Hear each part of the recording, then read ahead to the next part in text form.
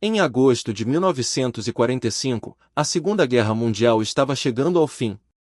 A Alemanha nazista já havia sido derrotada, e a Europa começava a sair de um dos períodos mais sombrios da história. Mas, no outro lado do mundo, o conflito ainda continuava. O Japão seguia resistindo, mesmo diante do avanço dos Estados Unidos e de seus aliados no Pacífico. Foi nesse cenário que aconteceu um dos episódios mais marcantes de todo o século XX. Em questão de dias, duas cidades japonesas seriam atingidas por armas de destruição nunca antes usadas em combate. Hiroshima e Nagasaki entrariam para a história não apenas como alvos militares, mas como símbolos de um momento que transformou para sempre a forma como a humanidade enxergava a guerra, a ciência e o próprio futuro. Para entender por que isso aconteceu, é preciso voltar um pouco no tempo. A Segunda Guerra Mundial começou em 1939, quando a Alemanha invadiu a Polônia. A partir daí, o conflito se espalhou por vários continentes e envolveu dezenas de países, transformando-se em uma guerra de proporções globais que mudaria o destino do mundo. De um lado estavam as potências do eixo, como Alemanha, Itália e Japão. Do outro, os aliados, liderados principalmente por Reino Unido, União Soviética e Estados Unidos. O planeta estava dividido entre grandes blocos militares, e cada batalha parecia aproximar ainda mais a humanidade de um ponto sem retorno. No caso do Japão, o país já vinha expandindo seu poder na Ásia antes mesmo da Guerra Mundial atingir o auge. O governo japonês buscava aumentar seu domínio militar e econômico sobre territórios vizinhos. Isso levou a conflitos na China e em outras regiões do Pacífico, ampliando ainda mais a tensão internacional. Quando o Japão atacou Pearl Harbor, em dezembro de 1941, os Estados Unidos entraram oficialmente na guerra. A partir desse momento, o confronto no Pacífico se intensificou de forma definitiva. O que antes parecia um conflito distante agora envolvia diretamente uma das maiores potências do planeta. Os Estados Unidos passaram então a avançar de ilha em ilha, enfrentando batalhas difíceis e extremamente custosas. O Japão, por sua vez, mostrava que não pretendia se render com facilidade. Cada nova vitória militar trazia também a percepção de que uma invasão direta ao território japonês poderia causar perdas imensas dos dois lados. Enquanto isso, em segredo, os Estados Unidos desenvolviam um projeto que mudaria a história do mundo. Longe das linhas de frente, cientistas, engenheiros e militares trabalhavam em instalações isoladas, protegidas pelo mais absoluto sigilo. O objetivo era criar uma arma com um poder jamais visto antes. Esse projeto ficou conhecido como Projeto Manhattan. Foi um programa militar e científico criado para desenvolver a bomba atômica. Envolveu alguns dos cientistas mais brilhantes da época, além de grandes investimentos e estruturas secretas espalhadas pelos Estados Unidos. O medo de que a Alemanha nazista pudesse desenvolver uma arma semelhante acelerou ainda mais esse programa. Embora a guerra na Europa tenha terminado antes que os alemães chegassem a algo do tipo, os americanos continuaram avançando rapidamente. Em julho de 1945, foi realizado o primeiro teste bem-sucedido de uma bomba atômica no deserto do Novo México. Naquele momento, a humanidade havia entrado silenciosamente em uma nova era. O que até então parecia impossível havia se tornado real. A ciência tinha alcançado um nível de poder extraordinário, mas esse mesmo avanço também abria caminho para um tipo de destruição que ninguém havia testemunhado antes. Em agosto de 1945, os líderes dos Estados Unidos tomaram a decisão de usar a nova arma contra o Japão. A justificativa principal era forçar uma rendição rápida e evitar uma invasão terrestre que poderia se arrastar por meses. Mas havia também uma demonstração clara de poder. O mundo veria, pela primeira vez, o impacto da nova arma. No dia 6 de agosto de 1945, a cidade de Hiroshima foi escolhida como alvo. Naquela manhã, um avião bombardeiro americano sobrevoou a cidade. Pouco depois, lançou a primeira bomba atômica usada em guerra, dando início a um dos acontecimentos mais debatidos e marcantes da história moderna. Em poucos instantes, Hiroshima foi tomada por um impacto devastador. Não era apenas mais um bombardeio. Era algo completamente diferente de tudo que o mundo já tinha visto. Em questão de segundos, a dimensão da guerra havia mudado, e o planeta passava a conhecer um novo tipo de poder militar.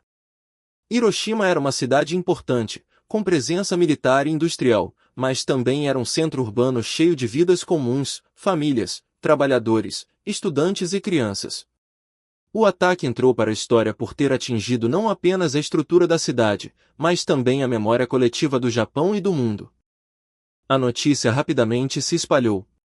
O mundo inteiro começou a perceber que havia surgido uma arma com capacidade de destruição sem precedentes. Ainda assim, mesmo após Hiroshima, a guerra não terminou de forma imediata. O Japão ainda não havia anunciado sua rendição. 3 dias depois, em 9 de agosto de 1945, uma segunda bomba atômica foi lançada, desta vez sobre Nagasaki.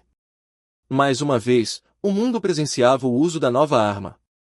O impacto político e militar daquele segundo ataque tornava a continuidade da guerra cada vez mais insustentável para o Japão. Nagasaki também era uma cidade importante para o esforço de guerra japonês, com instalações industriais e portuárias. Mas, novamente, o impacto foi muito maior do que qualquer objetivo estratégico isolado. O ataque reforçou a mensagem de que os Estados Unidos estavam dispostos a usar repetidamente a nova arma até que o Japão aceitasse se render. Com 2 ataques em poucos dias, a situação se tornou insustentável. Ao mesmo tempo, a União Soviética também avançava contra forças japonesas na Ásia, aumentando ainda mais a pressão sobre o governo. O Japão se via cercado por todos os lados, sem condições reais de prolongar o conflito. A liderança japonesa passou a enfrentar uma realidade impossível de ignorar: continuar a guerra poderia significar a destruição completa do país. Cada hora que passava tornava mais evidente que a resistência já não era mais uma opção capaz de mudar o rumo da história. Foi então que, em meados de agosto, o imperador Hirohito anunciou a rendição do Japão. Esse momento foi histórico. Pela primeira vez, muitos japoneses ouviram a voz do imperador em uma transmissão. Pouco depois, a rendição foi formalizada oficialmente, encerrando a Segunda Guerra Mundial. Mas encerrar a guerra não significou encerrar o impacto de Hiroshima e Nagasaki. Na verdade, foi a partir dali que começou uma nova etapa da história mundial. O fim do conflito trouxe alívio, mas também inaugurou um tempo de medo, reconstrução e incerteza sobre o futuro. As bombas atômicas mostraram que a ciência havia atingido um nível de poder assustador. A energia nuclear, que poderia ser estudada e usada de diversas formas, também havia revelado seu potencial destrutivo máximo. A partir daquele momento, a humanidade passou a viver sob a sombra da guerra nuclear. O fim da Segunda Guerra abriu caminho para outro grande período de tensão, a Guerra Fria. Estados Unidos e União Soviética iniciaram uma disputa política, militar e ideológica que duraria décadas.